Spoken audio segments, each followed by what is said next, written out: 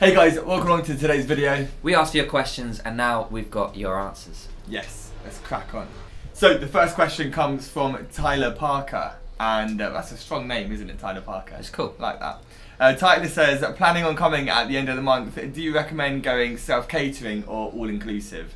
Now, I've got a big opinion on this. I don't know if you've got a massive opinion. I've got a solid opinion. Good, because where I work in Flex, and obviously the bars that Harry plays in, is probably going to go down the same route of your opinion actually, is that all of these bars in the town, small and independent bars, they all need your help to survive when you come on holiday. And there's so many people that come on holiday, especially recently in like the COVID times, that will come, they'll go to the hotel, they'll eat in the hotel, they'll take the sun by the hotel, they'll go to the pool in the hotel, and they never leave.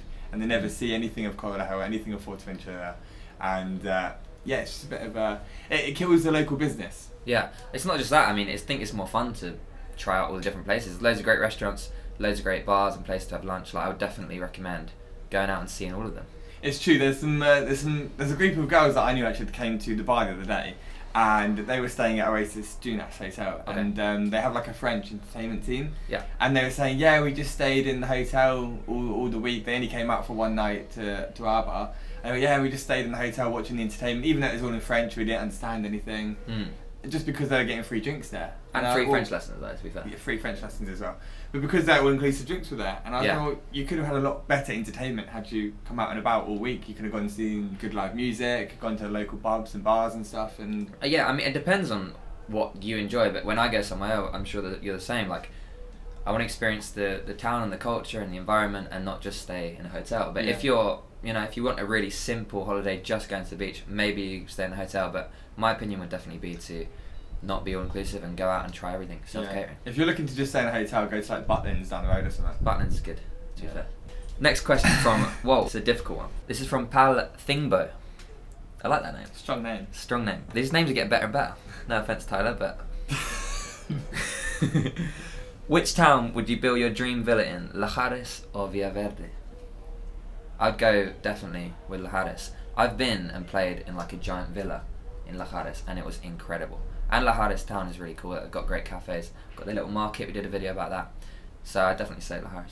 Yeah, for me, I agree. I would say Lajares. I know somebody that lived in Villaverde, and they just said that it's great for them because they're retired and they want it. If you, it depends what you're looking for. If you're really looking for a super quiet, like calm lifestyle with not a lot going on, then Villaverde would probably be really, really nice. But for me, if my villa, I like to be in a bit more of a town where there's a bit more things going on, hence why we're living in Corralejo. There's a lot of things going on here. So for me, for that, if I was to pick out the two, I'd go for Lajares because there's a bit of a slightly bigger town, more cafes, bars, and slightly more of an atmosphere there. Yeah, Lajares is really cool. So yeah, it's a cool place. Nothing against Villaverde, but I really like Lajares. No, yeah, so there we go. We both go for Lajares. So the next question is from Kirsty, and Kirsty says, what is your favourite Fuerteventurian tradition, if that's a word? I think it's a word. It is now. And please, the second question, cheeky. If you were not living in Fuerteventura, where else do you see yourselves living? Thank you, Kirsty. It actually says Fuerteventura. That's not a word. Just That's not a word. Let's start number one. Wait, can I just make a point of this? Like, so many people spell Fuerteventura in a different way. Yeah. Don't they? I used to spell it completely wrong. I used to be a Fuerteventura, like with the A. One of them. But like, everyone spells it wrong. And Corralejo, everyone calls it Corrallo. Corrallo. It annoys me so much. Corrallo, that's just not... I do the Instagram tag Corrallo sometimes. I told you off for that so many times. Because it comes up first. The misspelling comes up first. Because so many tourists click the wrong spelling. That's why it comes up first. So starting with question number one, Fuerteventurian traditions. I mean, I don't know, what are the traditions? Other than Kings and Kings weren't great, was it? Siestas is a tradition here, isn't it? Siesta's not my favourite. So I don't like siesta. I don't siesta that much. Yeah, I never do. You siesta like most you can't call it a siesta when I nap at 8 o'clock at night. Maybe my favourite Fuerteventurian tradition is like the mañana attitude. Yeah. I like that. This place is so relaxed, and when I was living in England and especially living in like big cities, I was living in Sheffield before here, everything's quite stressful in a big city. But when you come and you live here, everything's just completely relaxed. You know, you kind of just mañana everything, like tomorrow, we'll do it tomorrow. But the thing is, that can be stressful. Because you want to get something done, you can't get it done because everyone's like, yeah, mañana. You're like, Jesus, like you've got to get this stuff done. Yeah. And everyone's like, yeah, tomorrow we'll do it. You're like, you've said tomorrow for the last 10 days. It's true. I don't know if that's my favourite. It's hard. The tradition thing's hard. I think like the food, there's a lot of traditional food, like the goat's cheese if goat's cheese is a tradition, that's my favourite tradition. Yeah, I actually fully agree. Goat cheese. Forget the Manana thing. Goat's cheese is our favourite Goat cheese tradition. is a tradition. Yeah. And she's got a second question in there. If you were not living in Fuerteventura, where else would you see yourselves living? For me, my dream job is to work in radio. So for me, I would live in London. I think London. I love London. I do love a big city. So yeah, I feel like that would in the UK definitely London for me.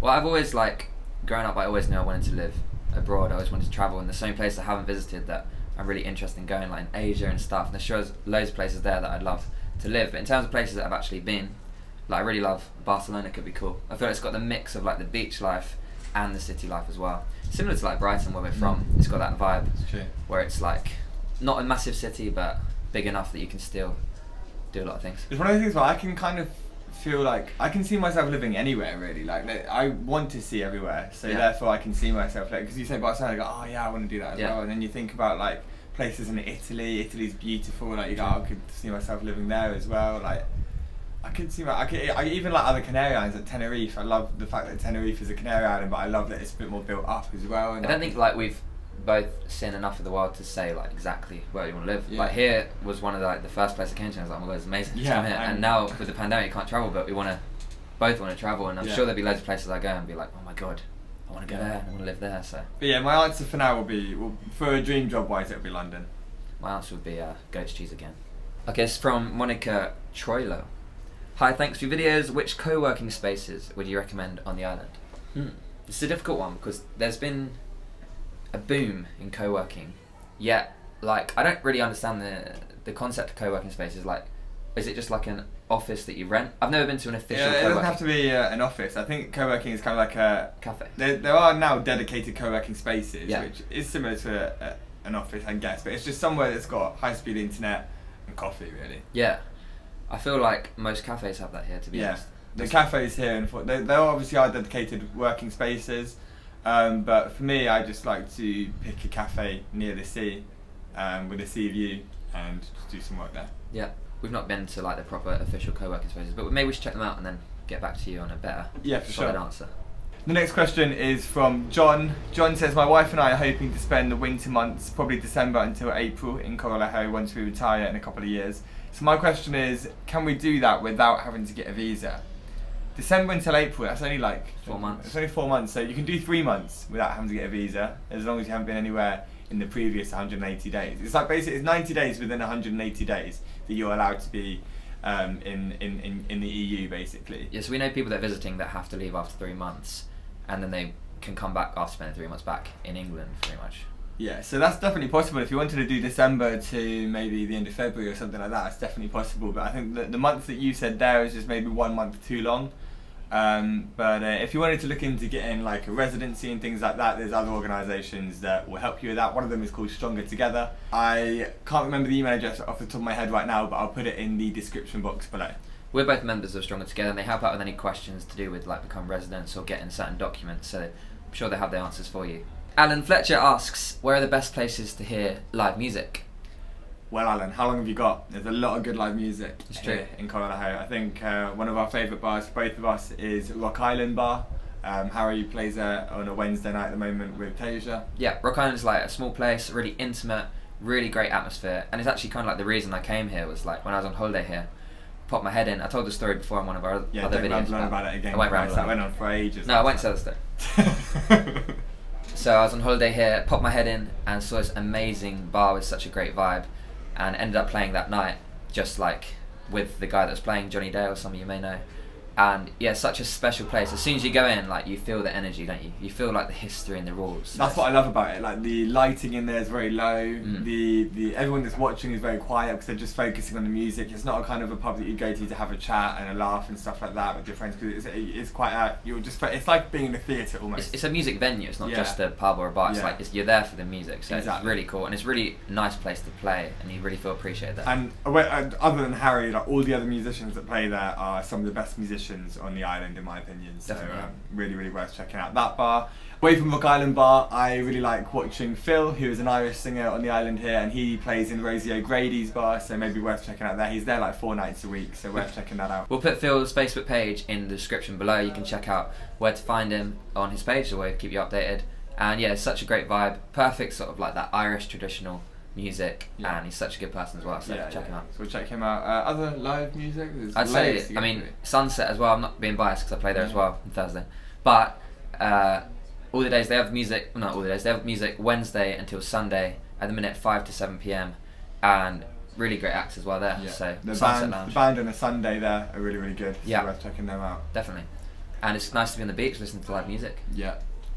Anyway, I mean, there's, other than that, like literally, as guys watching that come to Corralejo a lot, you know that there's live music everywhere, and it's just a big part of the town. Everyone will have their favourite places, but I guess there are sort of. We'll just name off a few other places where you can go, like Retro, for example, will have live music. The Music Square have live music. Fuerte Food Truck. Yeah. And McCarthy's Bar have music. Yeah. Loads of places.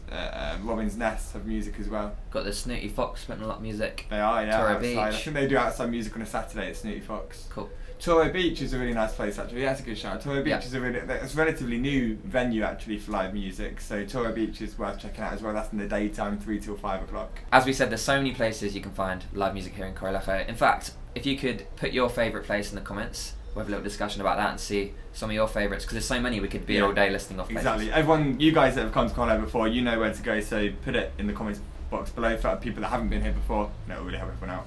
Next question comes from Welsh Lad. Cracking name. 16 days and counting, hope the weather stays as good as you're having at the moment. Question, what made you guys choose to move to Fuerteventura? He's a Fuerteventura. That was me. That was me before. Ventura.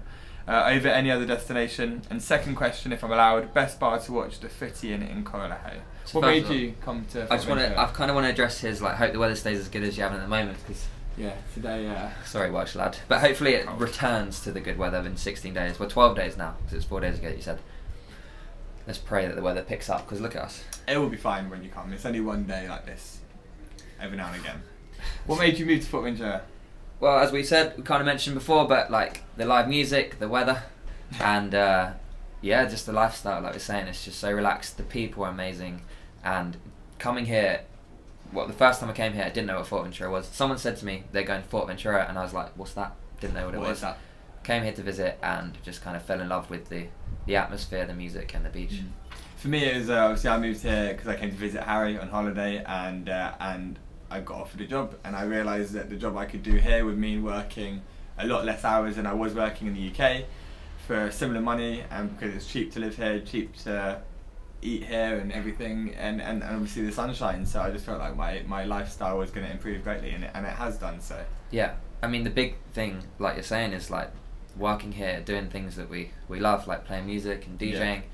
It just means everything to us. For me as well, like I'm on a radio station in the UK as well, so I can make radio from here and it goes out in the UK, and obviously radio is what I want to do, music's what you want to do, and by working less hours it allowed us more time to put into music and radio and now YouTube as well. So having this kind of lifestyle has allowed us to work more on our own like personal projects. Yeah, I think here you have a lot of time to think, you've got a lot of space, especially times like now where there's so much stress in the world. Like I feel so fortunate to be here. And your second question is about where to watch the football in Corralejo. Easy, I do this all the time. For me, I always go to Corner House Sports Bar. Dave behind the bar in there is Geordie, he's a great lad. Love it in there so much. Other places to mention as well, the Smith Arms have football. They have 2 screens in there. One of them is a 75-inch screen. Really, really good stuff. So I would say either Corner House or the Smith Arms. Kings Road asks, how have you got around the Schengen rules, or are you residents? Cheers boys, really like your updates on Corralejo. Because we were living and working here before Brexit, we were able to obviously pay into the system and stuff like that through our jobs. Then of course we were able to get our residency through that. So yeah, we're residents. Short answer. Okay, so next question is from Happy on 4 Wheels. Hey guys, love the island in Corralejo. 3rd time visiting recently for my birthday. I'd like to know what you do for a living in Corralejo. I think we kind of just covered this a minute ago, but I DJ here. I DJ in Flix Bar. It's also a karaoke bar, so when the karaoke's not on, I'll be DJing in between it. I do that 5 nights a week, and yeah, then that I do a bit of radio for the UK, and now this. Yeah, and I play music, so I play in the bars and a few hotels. I do that about 5 or 6 nights a week as well, and now at the moment working on my YouTube channel. Double work, triple work for you. Triple work for me. That's why I'm always tired, yeah. Yeah. Well, the thing for you is like, because you're working. I mean, I'm working late, but you're working extra late. You're not working like Yeah. I work at like till 12, and then you're working till like 2 or 3. Well, so we'll close it's the bar honestly- at 2 in normal times, and then I normally get to bed about 4. So yeah, it's. And the other thing to mention, like, not trying to milk it, but the videos, like, I think it seems to a lot of people like it's very easy to make. We've seen other Fuerteventura like vloggers mention this, like JP in Fuerteventura and Emilia Bolger. That like the videos seem like simple, but they actually take so much time to put together, to think about the ideas and film and stuff. Like, it's actually a lot more work than you think in terms of like, it looks like a simple video, but it takes a lot of time. And then obviously we've got to sit down, we've got to film it, we've got to edit it, upload it with everything. It's just, it is a lot more work than what people think it is. So it kind of has become like another part-time job in a way, even though yeah. it's like seems like a silly thing, Yeah. but it's kind of like a lot of work. We've got another question from PB4 Travel. I have a question. Today I was in Corralejo and it's packed full of people. But everywhere I go, I can smell someone smoking weed in the middle of the beach. Do police catch them, or is it illegal or no punishment? I was even offered to buy weed in Puerto Rosario today. How much does 0.5 grams cost here? Please let me know. Please let me know. Lol. Who's I gonna don't know do how this? much. Do you know? I have no idea how much it costs. Well, basically, to answer your question as to whether it's legal or not, it's legal in associations here. So smoking on the beach and on the streets is illegal. But if you buy it and smoke it inside the association, if you're a signed up member to the association, it's legal. But I think to do that, you have to be a resident. So I don't think you can come on holiday and smoke inside the associations without being a resident. Tom says, is there any public info or stats available regarding people who have had the vaccine boost on the island? Are they pushing for it as much as they are over in the UK? I assume it's still part of the travel, like vaccine passport kind of thing. I know 1 or 2 people that live over there who are totally anti-COVID and believe the whole thing, including vaccination, is rubbish. What are your personal thoughts on the vaccine and the booster situation? He also says, on a lighter note, where do you get your hair cut? Obviously it's different to where I get mine cut, because he says, do I cut my own hair? Come on. Now, I made a special effort today. Yeah, I was going to say. No, I didn't. I was going to say, it I does look didn't. neater today. It looks neater, but only because there's not so much wind, and I made a special effort today. But no, we do get our hair cut in the same We actually place. get the same, like, you did copy me. So I it's- think I'm inspiring a lot of people with my hair, apparently. So Tom, appreciate it. Pretty much, we go... I always get the short straw. Yeah. Anyway, it's a lovely guy called Carlos, Italian guy. He lives where his hairdresser's across the road from ours. His hairdresser's... the name of it's actually... What is the name of it? It's called like 76 or something. Yeah, something like that. Again, we'll put that in the description box Yeah, below. But, put it on the screen in the description, because... he's really, really good. I don't think he'll speak much English if you're on holiday. He speaks Italian and Spanish. And basically his logo is a picture of basically Harry's haircut. more or less, yeah.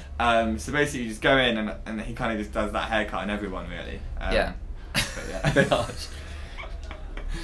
But he's a really good guy, and yeah, we use him. We've used him for like the whole time. I've been here 4 years for you, 3 years for me. So He's great, and loads of local people go to him to get a haircut because he's really good.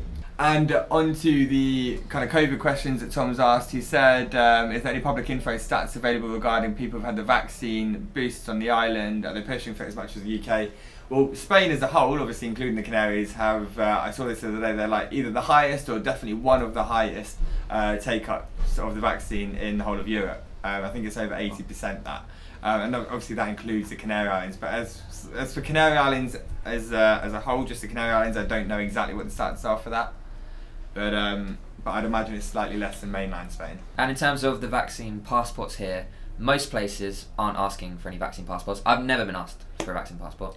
And there are a few. I've heard people say there are a few places, but in general, it's not really a problem. It's not a thing. No, yeah, genuinely they're not asking for those kind of things. I mean, it's important to bring them with you because you might go to a random place that we haven't been to that might ask you for it. So still, if you've got them, bring them with you because you don't want to get caught out by that, but you probably won't need Well, it. the big thing you do need them for is to actually come to Spain. So that's Yeah, quite a big thing exactly, at the minute. yeah. So. And our personal thoughts on the vaccine and booster situation. For me, I just think that I really hate the division between the whole world on this subject. And it hasn't helped since Brexit. Everyone was divided over Brexit, and now we've got to COVID, and everyone's divided over COVID, and it just, the division of people on all these different situations really annoys me. I don't care. I know what I think, but I don't care what other people think, and if they think different to me, then I'm not going to judge them for that.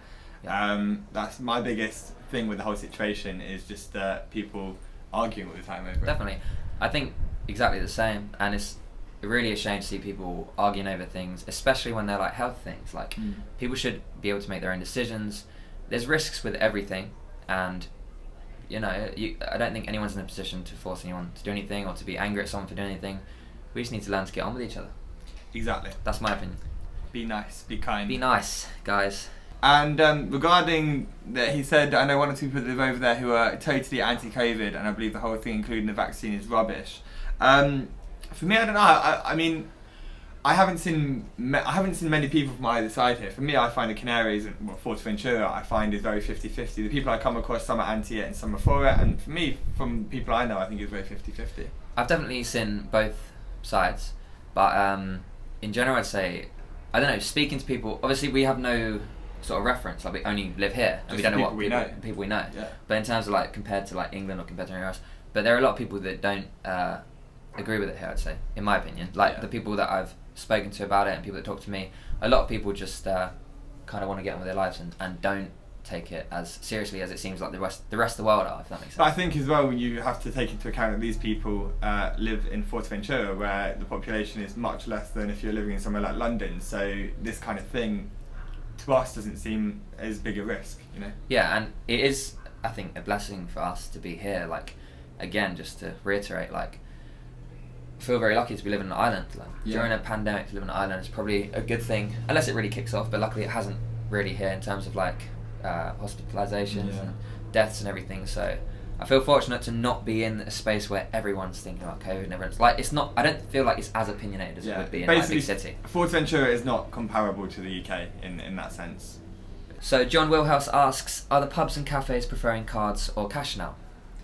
I mean, I think it's like neither. They're just kind of taking everything. As we just said, there's no specific preference here. You can pay however you like. You can pay with your phone if you want. Yeah. You can probably pay with your eyes these days. Probably going on it. Just look at a card reader. It'll probably pay for you these days. But there's not really a preference. I don't think anyone's ever told me a preference. No, there's no preference in general, so you can pay however you like. And the next question is from Amanda Himsworth. She says, have you got partners and how often do you see your family? For me, I don't have a partner. And I don't see my family. No, I'm joking.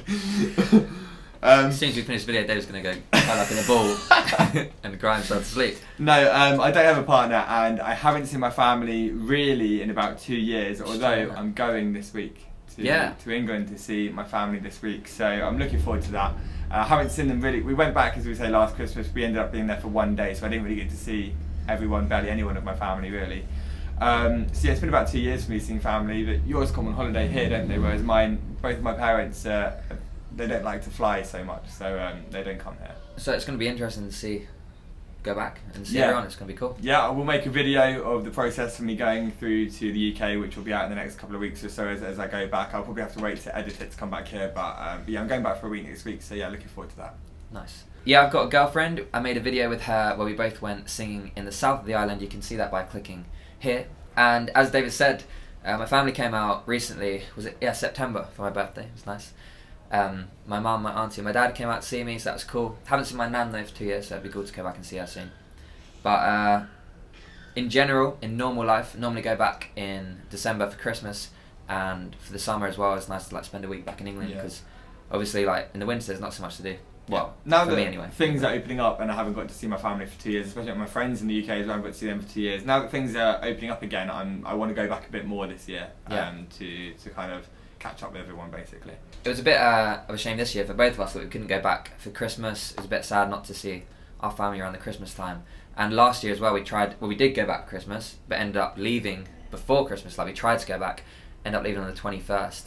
So we, like you said, we ended up being back for like 1 day, and that was just a stressful day, just trying to get tests and coming back and all that stuff. So yeah, bit of a desastre total, as they say in Spanish. So thank you so much for watching this video. Remember to leave a comment, leave in your favourite music venues, let us know any questions you have for future videos. So speaking of Fuerteventura traditions, King's Day is, as we said, one of the biggest ones. You can see how outrageous King's Day was this year compared to a couple of years ago. We'll put that video that we made this week right here for you.